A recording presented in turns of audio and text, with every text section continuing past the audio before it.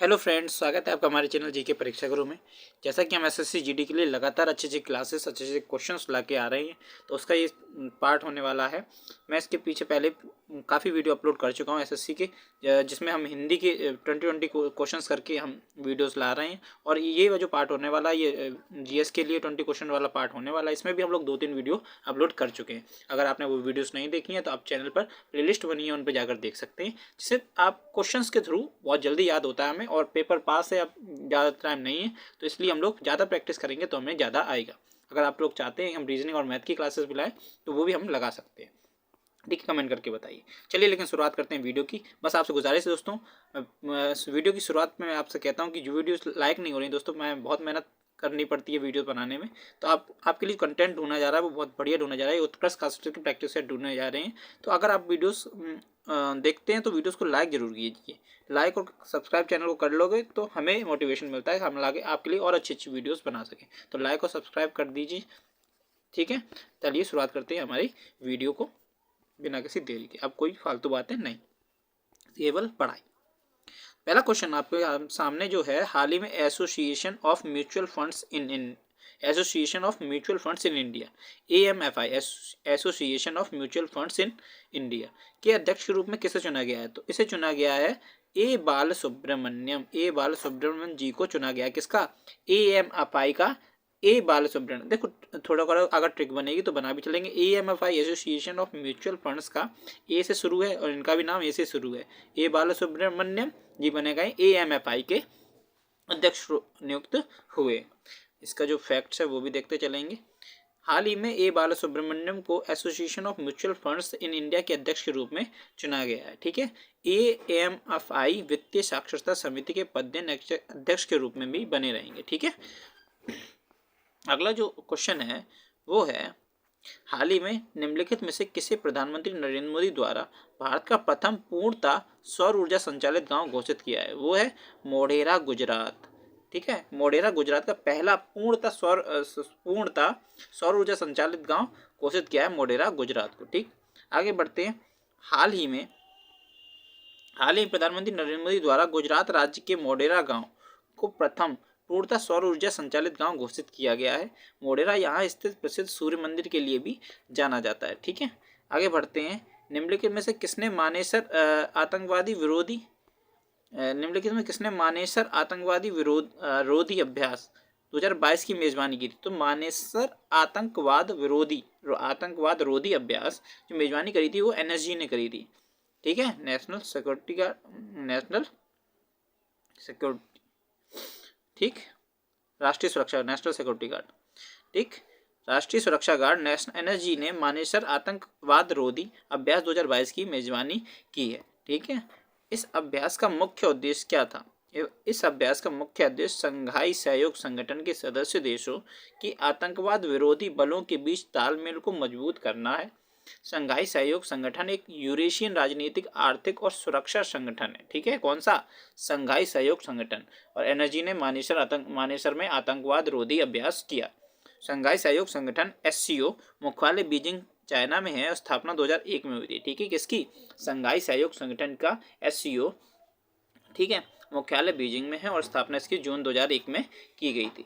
अगला जो क्वेश्चन है वो गया, हाल ही में FIH मतलब होता है प्लेयर ऑफ द ईयर। ठीक है, फुटबॉल के लिए होता है प्लेयर ऑफ द ईयर चुना गया है।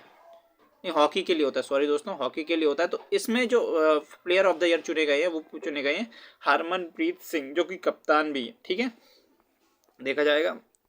भारतीय पुरुष हॉकी की टीम के डिफेंडर और उप कप्तान है हरमनप्रीत सिंह को प्लेयर ऑफ द ईयर चुना गया है। किसके? FIH, international hockey federation. FIH federation, international hockey federation, पता नहीं कैसे बना है, आगे पीछे हो गया।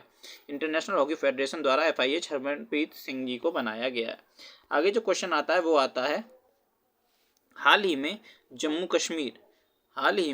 जम्मू कश्मीर और लद्दाख उच्च न्यायालय के न्यायाधीश के रूप में निम्नलिखित में किसने शपथ ली? तो जम्मू कश्मीर और लद्दाख उच्च न्यायालय।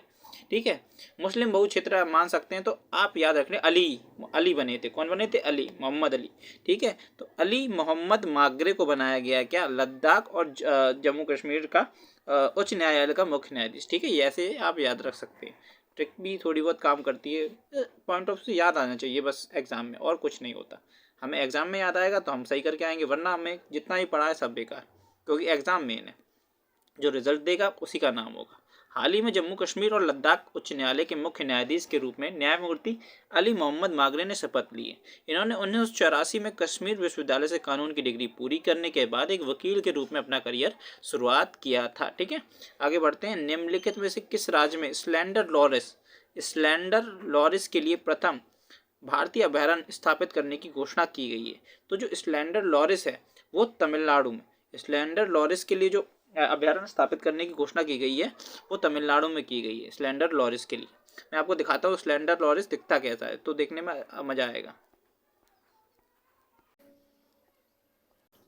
अब आप जो इमेज देख रहे हैं दोस्तों, ये सभी स्लैंडर लॉरिस के, इसका अभयारण्य तमिलनाडु में बनाया गया है। ठीक है दोस्तों, ये है स्लैंडर लॉरिस। अजीब सा जानवर है थोड़ा, अपने यहाँ यूपी वगैरह में नहीं पाया जाता इतना, यूपी दिल्ली वाले एरिया में, तमिलनाडु वगैरह में स्लैंडर लॉरिस। चलिए बढ़ते हैं अपने। तो हमने स्लैंडर लॉरिस देख लिया था। अब आप ये क्वेश्चन नहीं बोलेंगे तो स्लैंडर लॉरिस अभयारण्य कहाँ बनाया जा रहा है? तमिलनाडु में बनाया जा रहा है। ठीक है, इसका जो एक्स्ट्रा फैक्ट है वो भी देख लेते हैं। तमिलनाडु सरकार द्वारा करूर और डिंडिगुल जिलों में स्लैंडर लॉरिस के लिए प्रथम भारतीय अभयारण्य स्थापित करने की घोषणा की गई है। ठीक है, आगे बढ़ते हैं, जो आगे फैक्ट दिए। ठीक है, तो स्लैंडर लॉरिस ये लुप्त प्राय प्रजाति है, लुप्त होने वाली है। ठीक है, यह कीटों के जैविक शिकारी हैं, कीड़े वगैरह खाते हैं। ये वन्यजीव संरक्षण अधिनियम 1972 की अनुसूची 1 के तहत संरक्षित किया जाएगा। आगे आता है क्वेश्चन, अंतर्राष्ट्रीय ई कचरा दिवस।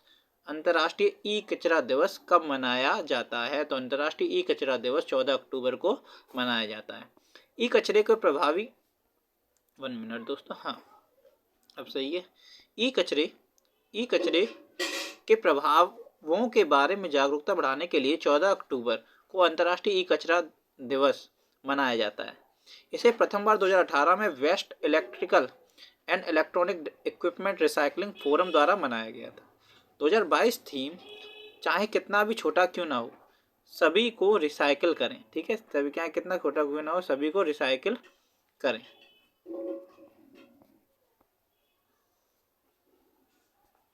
हाल ही में निम्नलिखित में से किस राज्य ने किसानों की मदद के लिए हिमकेयर योजना शुरू करी है?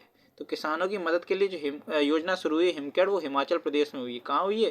हिमाचल प्रदेश में हिमकेयर योजना शुरू हुई है। हिमाचल प्रदेश में हिमकेयर योजना शुरू की गई है। हिमाचल प्रदेश सरकार ने किसानों को सिंचाई की सुविधा प्रदान करने के लिए हिमकेयर नाम से एक नई योजना शुरू की है। आंकड़ों के अनुसार हिमाचल प्रदेश का लगभग 80% कृषि क्षेत्र वर्षा पर निर्भर है।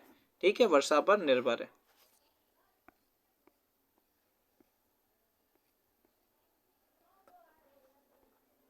यह योजना बेहतर जल संरक्षण, फसल विविधीकरण और एकीकृत खेती के लिए किसानों के खेतों को शुरू से अंत तक संपर्क प्रदान करेगी।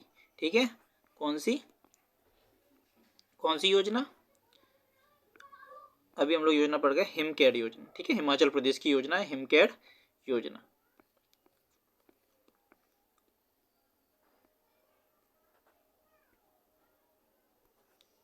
निम्नलिखित में से कौन सा स्थान बौद्ध धर्म से संबंधित नहीं है? तो नालंदा, सोमनाथ, सारनाथ, बोधगया। इनमें से सोमनाथ है, ये गुजरात में है, और बाकी सब नालंदा भी बौद्ध धर्म से संबंधित, सारनाथ भी और बोधगया। बोधगया में विज्ञान प्राप्त हुआ था बुद्ध जी को, और सारनाथ में प्रथम उपदेश दिया था। नालंदा में नालंदा विश्वविद्यालय था। इसका जो एक्स्ट्रा फैक्ट है वो भी देख लेते हैं। गुजरात में खंभात की खाड़ी क्षेत्र में शिव का प्रसिद्ध मंदिर सोमनाथ मंदिर है, महमूद गजनवी द्वारा 1025 से 26 के बीच। ठीक है, इसमें इसे नष्ट करने के बाद चालुक्य शासक कुमार पाल ने इसका पुनर्निर्माण कराया था। अब आता है अगला क्वेश्चन, आर्यों की सबसे महत्वपूर्ण नदी कौन सी थी? तो आर्यों की जो सबसे महत्वपूर्ण नदी थी वो थी सिंधु। कौन सी थी? सिंधु। सिंधु कहाँ से निकलती है? पिछले प्रैक्टिस सेट में यही क्वेश्चन आया था, वो कैलाश श्रेणी से होकर निकलती है, चेमायुंगडुंग ग्लेशियर से होकर। जो इसका एक्स्ट्रा फैक्ट है वो भी देख लेते हैं। आर्यों की सबसे महत्वपूर्ण नदी सिंधु नदी थी। आर्य इसी नदी के आसपास आकर बसे, इस कारण इस स्थान को सैंधव प्रदेश कहा गया। क्या कहा गया? सैंधव प्रदेश। सैंधव घोड़ा को भी कहते हैं, घोड़े का पर्यायवाची होता है। निम्नलिखित से सत्यशोधक समाज की स्थापना किसने की? ये भी आपको पता होगा, ज्योतिराव फुले ने 1873 में सत्यशोधक समाज की स्थापना करी थी। ठीक है, चलिए, सत्यशोधक समाज की स्थापना 1873 में ज्योतिराव फुले द्वारा की गई थी। इसके तहत इन्होंने जाति प्रथा का विरोध किया तथा निम्न जातियों का उत्थान की बात की थी। किसने? ज्योतिराव फुले ने। अगला क्वेश्चन आता है, निम्नलिखित में से सातवाहन साम्राज्य के संस्थापक कौन थे? सातवाहन साम्राज्य के संस्थापक थे सिमुक। कौन थे? सिमुक। कौन थे? सिमुक थे सातवाहन साम्राज्य के संस्थापक। सातवाहन साम्राज्य के संस्थापक राजा सिमुक थे। इस साम्राज्य के सबसे प्रतापी राजा गौतमी पुत्र सतकर्णी थे। गौतमी पुत्र सतकर्णी इसके सबसे प्रतापी राजा थे। 52वें संविधान संशोधन अधिनियम द्वारा वर्ष 1985 में कौन सा अनुसूची भारतीय संविधान में शामिल किया गया था? तो वो शामिल किया गई थी 10वीं अनुसूची। ये दल बदल कानून से संबंधित थी कि कोई भी पार्टी का नेता इधर उधर हो जाता था, तो उससे रिलेटेड थी 52वें संविधान संशोधन 1985 द्वारा 10वीं अनुसूची को जोड़ा गया था। ठीक है, इसका जो एक्स्ट्रा फैक्ट है वो भी देख लेते हैं हम। दल बदल के आधार पर संसद और विधानसभा के सदस्यों की अयोग्यता के बारे में उपबंध 10वीं अनुसूची में किया गया है। 10वीं अनुसूची 52वें संविधान संशोधन अधिनियम 1985 द्वारा जोड़ा गया। इसे दल परिवर्तन रोधी कानून भी कहा जाता है। अगर एक क्वेश्चन आता है, भारत के राष्ट्रपति अपना त्यागपत्र किसे सौंपते हैं? तो राष्ट्रपति अपना त्यागपत्र सौंपते हैं, वो सौंपते हैं उपराष्ट्रपति को। ठीक है, उपराष्ट्रपति को सौंपते हैं राष्ट्रपति अपना त्यागपत्र। अनुच्छेद 56 के अनुसार राष्ट्रपति अपना त्यागपत्र उपराष्ट्रपति को संबोधित करके देता है। उपराष्ट्रपति की अनुपस्थिति में वह अपना त्यागपत्र उच्चतम न्यायालय के मुख्य न्यायाधीश को या उपलब्ध वरिष्ठतम न्यायाधीश को देते हैं। ठीक है, अगला आता है, निम्नलिखित में से आत्मघाती थैली किसे कहा जाता है? तो ठीक है, आत्मघाती थैली कहा जाता था लाइसोसोम को, क्योंकि ये खुद की सेल्स फिर खाने लगता है। ठीक है, तो उसे कहते हैं खराब सेल्स खाने लगता है, आत्मघाती थैली। इसका जो फैक्ट है वो देखते हैं। कोशिका का जीवन काल पूरा होने जाने पर संपूर्ण कोशिका का पाचन करने हेतु ये लाइसोसोम फट जाते हैं, जिससे पूरी कोशिका का ही पाचन हो जाता है। इसलिए इन्हें कोशिका की आत्मघाती थैली कहते हैं। निम्नलिखित में कौन सी मिश्रित धातु नहीं? मिश्रित धातु मतलब जो मिलावटी नहीं है। चांदी हमें ऐसी मिलती है मिलावटी धातु, इसमें दो चीजें नहीं मिलाएगी। कांसा में तांबा मिलाया जाता है, ठीक है, ऐसे पीतल भी मिलावट की धातु और टांका भी मिलावट की धातु है, चांदी नहीं है। चांदी हमारा आंसर होगा, चांदी एक प्योर फॉर्म ऑफ मेटल है। ठीक है, चांदी मेटल प्योर है। ठीक है, और बाकी सब ये मिक्सचर है। तो हमने 36 क्वेश्चन लगाए। 37वां क्वेश्चन आपके सामने ये रहा, निम्नलिखित में से किस अम्ल को अम्लों का राजा कहा जाता है? तो अम्लों का राजा कहता है सल्फ्यूरिक एसिड को कहा जाता है, H2SO4। इसका जो सूत्र है H2SO4 है, इसे सल्फ्यूरिक एसिड अम्लों का राजा कहा जाता है। किसे? सल्फ्यूरिक एसिड को। इसका जो एक्स्ट्रा फैक्ट है उसे भी पढ़ते हुए चल रहे हैं। उपरोक्त सभी अम्लों में से सल्फ्यूरिक अम्लों को अम्लों का राजा कहा जाता है, क्योंकि अन्य सभी अम्लों में से इसकी क्रियाशीलता अधिक होती है। किसकी? सल्फ्यूरिक एसिड, इसकी क्रियाशीलता सबसे अधिक होती है।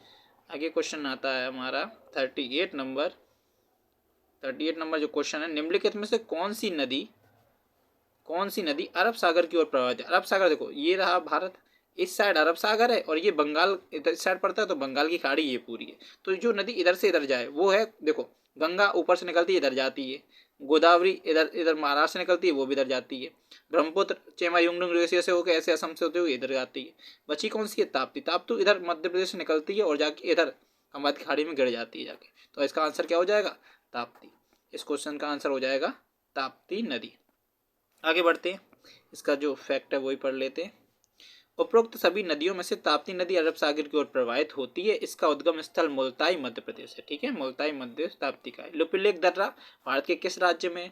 तो लिपुलेख दर्रा उत्तराखंड में है। ठीक है, मालिनी उत्तराखंड, माना, लीती और लिपुलेख ये सब उत्तराखंड में है।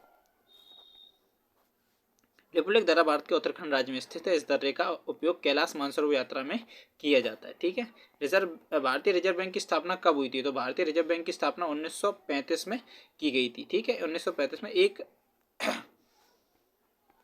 अप्रैल को हुई थी शायद।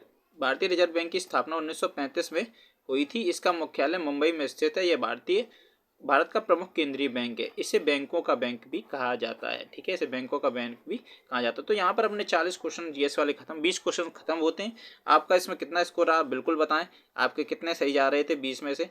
आपके बीच में से कितने सही हो रहे थे वो आप कमेंट सेक्शन में ज़रूर बताएं। अगर आपको वीडियो हमारी मेहनत थोड़ी सी भी अच्छी लग रही है तो प्लीज़ प्लीज़ प्लीज़ हमारी वीडियो को लाइक करें और चैनल को सब्सक्राइब करें और अपने दोस्तों को ज़रूर शेयर करें कि यहाँ पर SSC GD की क्लास चलाई जा रही है। धन्यवाद दोस्तों। ये वीडियो अगर अच्छी लगे तो ज़रूर सब्सक्राइब करें चैनल को। अगले मिलेंगे आपसे अगली वीडियो में। जय हिंद, जय भारत।